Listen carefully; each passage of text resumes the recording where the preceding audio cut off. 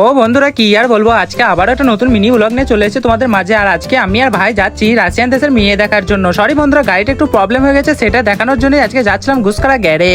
কি আর করবো বন্ধুরা, ভোজপুরি গান শুনতে শুনতে সকাল সকাল আমি আর ভাই বেরিয়ে পড়ি। আর দেখছো কত সুন্দর দৃশ্য। আর বন্ধুরা দেখতে দেখতে আমরা পৌঁছে যাই সেই গ্যারেজের কাছে। তারপর গ্যারেজের ভিতর থেকে মিস্ত্রিকে ডেকে নিয়ে আসার পর গাড়িটা নিয়ে এসে ভুম ভাম করে চালিয়ে নিয়ে বুঝতে পারলো যে গাড়ির আসার প্রবলেমটা কি। আরে কি আর বলবো বন্ধুরা, গাড়ির প্রবলেমটা হচ্ছে ইঞ্জিন থেকে পেছনে যে রডটা বেরিয়ে সোজা দুটো চাকাতে পাওয়ার দেয়, এবং সেই পাওয়ারের ফলে যেই চাকাগুলো ঘুরে সেই চাকার আর রডের মাঝ বরাবর একটা বিয়ারিং থাকে, সেই বিয়ারিংটা গিয়েছিল বন্ধুরা ভেঙে। তাই আর কি করবো, জলদি ফটাফট বদলে নিতে বলি কাকুকে।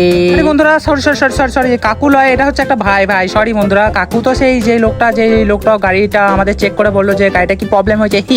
তারপর অনেক কষ্ট করে ভাই শুয়ে যে জিনিসটা ঠিক করে দেয়। দেখছো বন্ধুরা কত কষ্ট, আর সেই কষ্টতে আমিও একটু দান করি। আর আমার অবস্থা তো তোমরা বুঝতেই পারছো, ঘেমে অবস্থা আমার খারাপ হয়ে গিয়েছে।